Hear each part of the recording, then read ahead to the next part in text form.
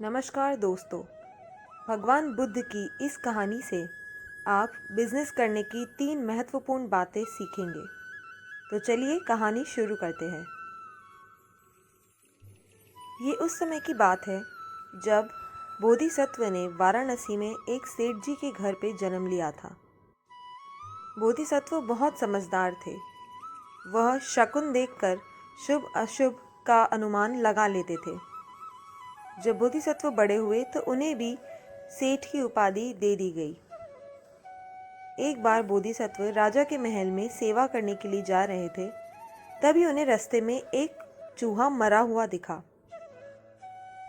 उस समय की ग्रह नक्षत्रों की चाल को देखकर बोधिसत्व ने यह अनुमान लगाया कि अगर इस मुहूर्त पे कोई अच्छे कुल का समझदार व्यक्ति यदि इस चूहे को अपने साथ ले जाए तो वह व्यवसाय करके अपने घर को अच्छे से पाल पोस सकेगा। उसी समय वहां से एक युवक जा रहा था जिसने बोधिसत्व की ये बातें सुन ली। वह युवक एक अच्छे कुल का था पर थोड़ा गरीब था। उसने सोचा कि यह व्यक्ति बिना सोचे समझे कभी कुछ नहीं कहता, तो क्यों ना इस चूहे को ले जाया जाए और अपनी किस्मत को आजमाया जाए। वह युवक उस चूहे को वहां से उठाकर ले गया। रास्ते में एक दुकानदार अपनी पाली हुई बिल्ली के लिए कुछ खाने को ढूंढ रहा था। उसने उस युवक को 1 पैसा देकर चूहे को खरीद लिया। उस युवक ने उस 1 पैसे से थोड़ा गुड़ खरीदा और मटके का पानी भर के एक जगह रास्ते पर जाकर बैठ गया। उस रास्ते पर जंगल से फूल चुनकर लाने वाले माली गुजरा करते थे।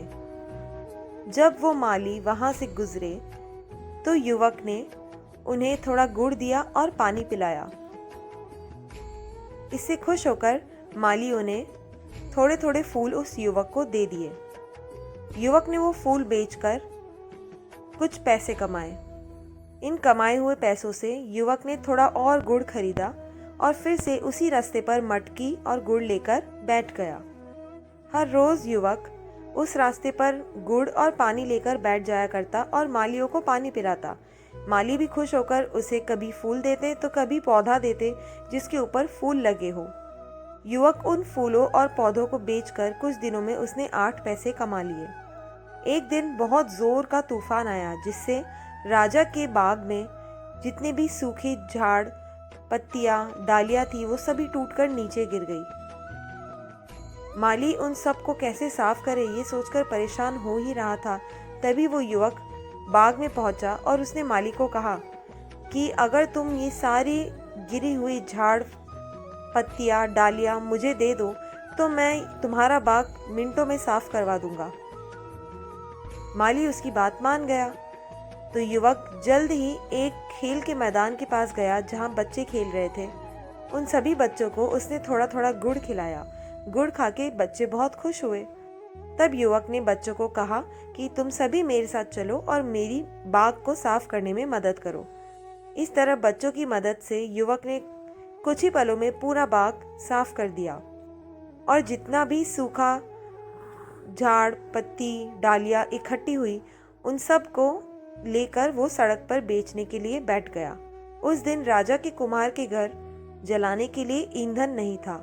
वो ईंधन खरीदने बाहर निकला तब उसे युवक के पास ये सारा सामान दिखाई दिया। तो कुछ हांडियां और 16 पैसे देकर उस कुम्हार ने युवक से सारी चीजें खरीद ली।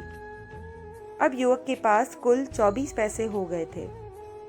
उन दिनों वाराणसी में 500 घसियारे रहते थे जो नगर के बाहर जंगल में घास खोदने जाया करते थे। तो युवक ने कुछ और मटके और गुड़ खरीदे और पानी भर के नगर से जंगल के बीच के रास्ते में बैठ गया।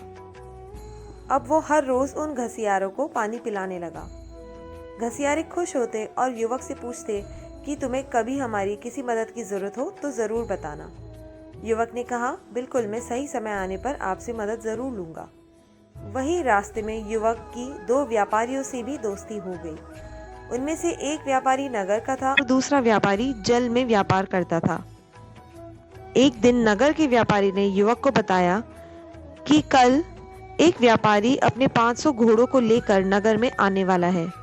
उस दिन युवक ने सभी घसियारों को बोला कि तुम सभी मुझे अपने अपने घास में से एक एक पूली दे दो और तुम अपनी घास तक मत बेचना जब तक कि मेरी सारी घास ना बिक जाए। सभी घसियारे युवक की बात मान गए। अगले दिन जब व्यापारी अपने 500 घोड़ों को लेकर नगर में आया तो उसको पूरे नगर में कहीं भी घास ना मिली। तब उसने युवक से उसकी सारी घास 1000 पैसे देकर खरीद ली। इसके कुछ दिनों बाद जल के व्यापारी ने युवक को बताया कि बंदरगाह पर एक बहुत बड़ा जहाज अपने माल को बेचने के लिए आने वाला है। यह सुनकर युवक ने एक योजना बनाई। जब वो जहाज बंदरगाह पर पहुंच गया, उस दिन उसने एक गाड़ी किराए पर ली और अच्छे से तैयार होकर वो जहाज के पास पहुंच गया। उसने जहाज का सारा माल सही दाम करके खरीद लिया और अपनी एक अंगूठी गिरवी रख दी। इसके बाद उसने अपने लोगों से कहा कि जब भी कोई व्यापारी मेरे पास आए तो 3-3 सेवक उसे मेरे पास पहुंचाने के लिए आवे।